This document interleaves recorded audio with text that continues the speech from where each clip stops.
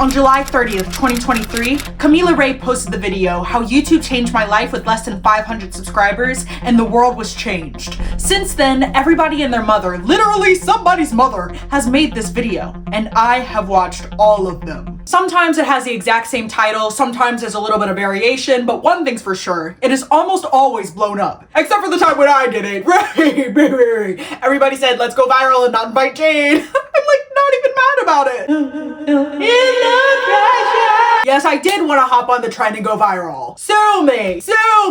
I mean, I'm pretty sure that my video was starting to gain traction and then I privated it. Guys, I don't know. I got overwhelmed, okay? I'm not gonna lie. When I first came up with this video idea, it was gonna be like, everybody's copying each other. Originality is dead. This is literally the Mr. Beastification, but for small YouTube. And I know, I made one too. I was going to be a hypocrite. But as I started watching more and more of the videos in this trend, my heart started growing 3 sizes bigger and my mind changed. Most of the people in these videos, not all, brought a level of authenticity and a fresh perspective that I didn't expect going into this trend. So rather than seeing it as the Mr. Beastification of small YouTube, I started to see it as a searchlight, spotlighting small creators that I would never have seen otherwise. So let's get into it, starting with the original, Kamillah Rae. So I'm reading this book, The Slight Edge by Jeff Olson, and there's a quote in here that really struck me. It's actually not a quote from him, it's from Ralph Waldo Emerson, and it goes, "Do the thing and you shall have the power." And this quote resonates so much with me on my YouTube journey. What I found is that the only way to develop courage and confidence in a craft, for that matter,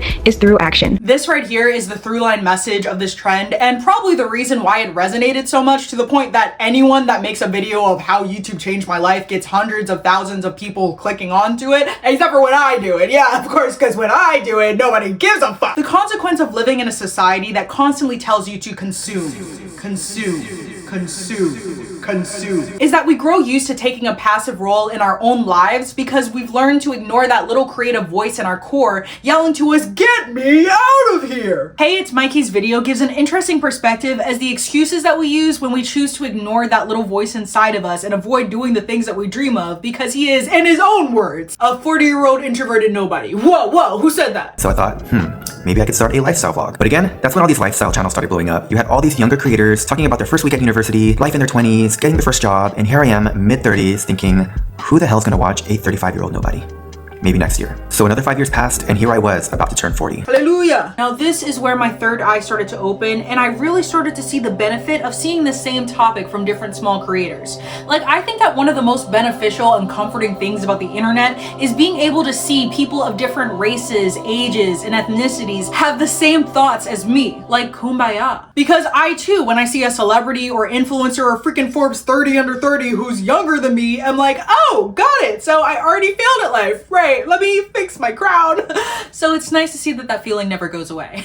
But on to what we really want to know. Both Kamillah Rae and Hey It's Mikee break down how having a YouTube channel can get you those coins even if you're not monetized, which is great because we all have bills to pay. Kamillah shared how she made $20,000 just from people in her circle seeing she makes videos and hiring her to make content for them. So who's trying to hire me? I don't BS, work is work. If you need me to do something, I'll get the job done. Hey It's Mikee shared that he was able to make over $25,000 directly from his videos without being monetized, which I know they say don't do it for the money, but But the reality is, not many of us will reach that YouTube stratosphere. Many will fail, many will remain just as a hobby, but many will also be able to create some sort of income through YouTube. For me so far, most of that has come through trade for product, which basically means a company will send you a product in exchange for content. So far to date, I've grossed over $25,000, none of which has come from being monetized. That number comes from trade for product as well as freelancing UGC, user-generated content, for various brands. Doing the Lord's work, cause God knows I ain't know all that. And all of that started for him because the right person saw his video when it didn't even have 500 views. Point being, opportunities will meet you where you are. You don't have to be a superstar to get to work. But of course, the driving force for most content creators, especially small creators, because it's hard out there, it's not about the money.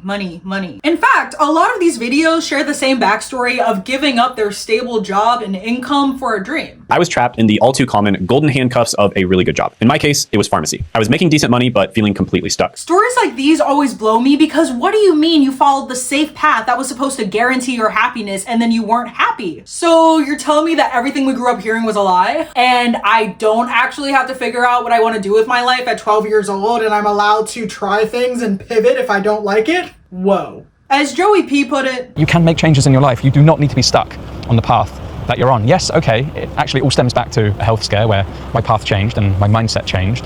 The mindset that there is more to life than just running the rat race.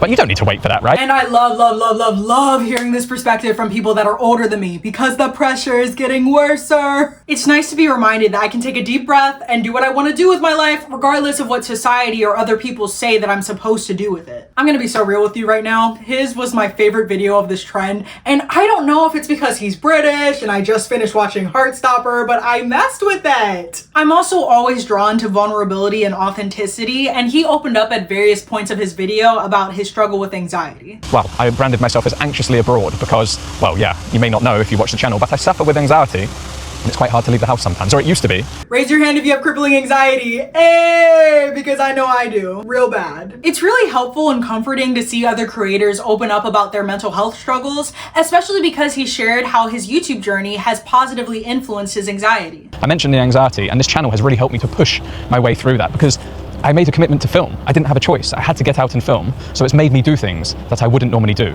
out of my comfort zone, and it's made me grow as a person. And I can co-sign this because I mostly do sit-down commentary, right? But every once in a while, I force myself to go outside and I'm like, embarrassment is just a state of mind. They're not judging you, you're just judging yourself. It's like rejection therapy. It only makes me stronger. A lot of people share that they started making YouTube channels because they wanted other people to feel seen and heard, which is so refreshing to hear because, like I said, I have been through the trenches of depression and anxiety. I'm laughing, but it ain't funny. So I love to see people being open about their experiences, especially because social media is such a highlight reel. So it's really nice to see people share the bad with the good. For example, with Reese Madeleine's motivation to start YouTube. The first time that I actually considered doing YouTube was when I was 16 years old, and I actually did start filming a first video. I had the idea to start a channel then because at this point in my life, I had just recovered from an eating disorder that I had been struggling with during 8th grade and during my freshman year of high school. I had this feeling that I went through what I did for a reason, and that reason was to help other people not have to go through what I did. And I'm so glad she did. You never know how sharing your experiences can impact someone else's life, even if it's just making them feel a little less alone. A simple story from your perspective can mean so much more than you'll ever know to someone else. And opening up in this way has allowed some creators to build a community in ways that they didn't expect,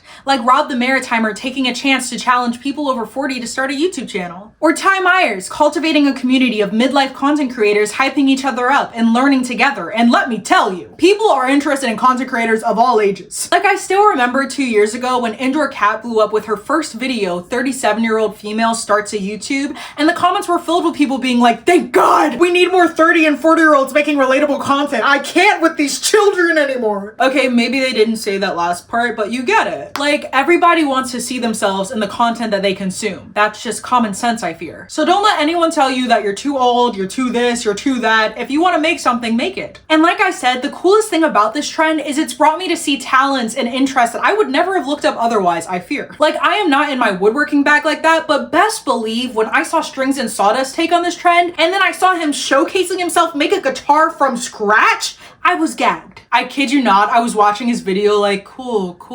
Wait, what the fuck? Or the unique cinematography of Henrydidit, like, I don't know why, but I am so obsessed with these jelly bean shots. It just scratches that itch in my brain so good. Some of these creators really challenge you to see the unique perks of YouTube and even being a small creator. Like Darren Noyler was talking about how YouTube compares to other platforms. I mean, we all know how TikTok has basically ruined our attention spans and has trained us to depend on instant gratification. On more short form platforms, if you didn't go viral overnight, it's most likely that you gotta pack it up. Things don't live on very well, and that can be really hard on you psychologically. You can feel like a disappointment, a failure. You can feel discouraged really easily, kind of get down on yourself. Something that I absolutely love about YouTube in comparison is things live on, like permanently on here. And here's what I mean. I've posted videos on here, no lie, that in the beginning got maybe up to like 50 or 100 views tops, which I was really happy with. But it took like 5-6 months. Things will eventually find their audience on here. And I can attest to this. Like, my dressing for the female gaze versus the male gaze video got to 1,000 views like in a couple of days, and then very slowly grew to 4,000 views over the course of a year, which I know isn't viral, but hey,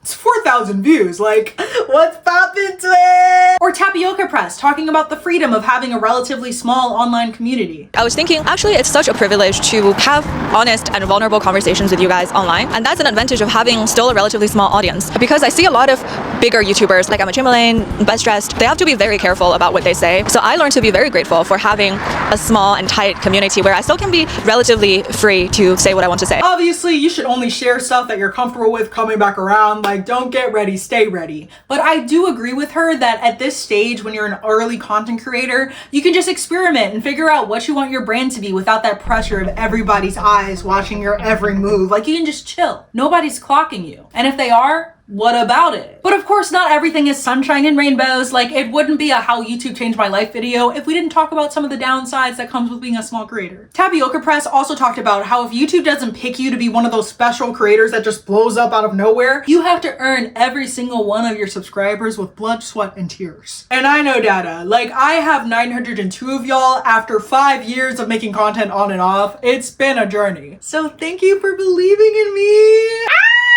And while a lot of these creators touched upon how YouTube growth can be sporadic and exponential, just because you have a video blow up doesn't mean that you've got it made. One video really can set things off. But here's the warning. Going viral is a double-edged sword. Views are great, don't get me wrong, but if the new viewers don't care about your other content, subscriber count becomes meaningless. And to some extent, this is happening right now on my channel. So consider yourself warned. Hey guys, this is kind of awkward, but if this video blows up, will you still care about my content after this? Don't answer that! As Joey P put it, YouTube can be a fair old slog, and it's more of a marathon than a sprint, so if you're trying to get into this, get ready to play the long game, shawty. Patience is a virtue. Some of my favorite takeaways from this trend include Marta Tarallo's video, who is mothering, just like I said, where she references a quote about how stress is just avoiding something that you need to face. So if there's anything that you want to do, and it doesn't have to be YouTube, that you know in your heart of hearts that you're meant to start or try, the feeling is only going to get worser the more that you ignore it. Another favorite is Ty Meyer's point of taking action before you're ready. Like, a lot of people in this world have no idea what they're doing, and it's very likely that they have an opportunity over you, not because they're better than you, but simply because they tried. Having the audacity will get you very far in life. Trust. Or HelloQori's take that developing your skill for storytelling is a key to your success, even if you're just telling a story about your big toe. And you know what? Like, that's the whole reason why I wanted to include her in this video, because what do you mean your big toe? But she's right. It's not about what you say, it's how you say it. Or Tatyana Savage's brutal honesty, which was essentially, are you okay with watching your life pass you by as your dreams get further and further out of reach? Does that sound fun to you? Or are you going to take a risk? And let me tell you, when you take that risk, you're going to fail. Publicly, over and over again. Like, all of your worst fears, they're gonna come true. But are you really willing to let your dreams go by just because of fear? Yeah, that's what I thought. I mean, she said it way nicer than I did, but like, that was basically the point. If you clicked onto this, you've probably seen some of these videos already, so let me know. What drew you into this trend? Is there something or someone that you wish I had highlighted in this video? And other than obviously encouraging you to take that chance and do the thing that you've been wanting to do for the longest time, I also wanted to share my own tip for being a small content creator, because, you know, like, I'm just cool like that. It's whatever, guys. Stop cheering. Once you start making content, YouTube will let you know under how viewers found your video icon on Studio, or in the YouTube search terms on your YouTube Studio account under the content tab, what search terms are bringing people to your videos. And as you can see for my channel, it's all search terms that relate to the male and female gaze, which, like I said, that's from a video that I made years ago. But what this is telling me is right now, this is what the people that watch my videos are searching for. So obviously the next video I make is gonna be about the male gaze. I've already started working on it and I'm super excited, so if you're interested, stay tuned. And in the meantime, you can watch my old dressing for the male versus female gaze video, which vaguely covers the topics that I'm going to cover in this next video. Or you can watch a different video of mine, or you could watch nothing at all. You don't have to see my face ever again if you don't want to. I won't even cry myself to sleep about it.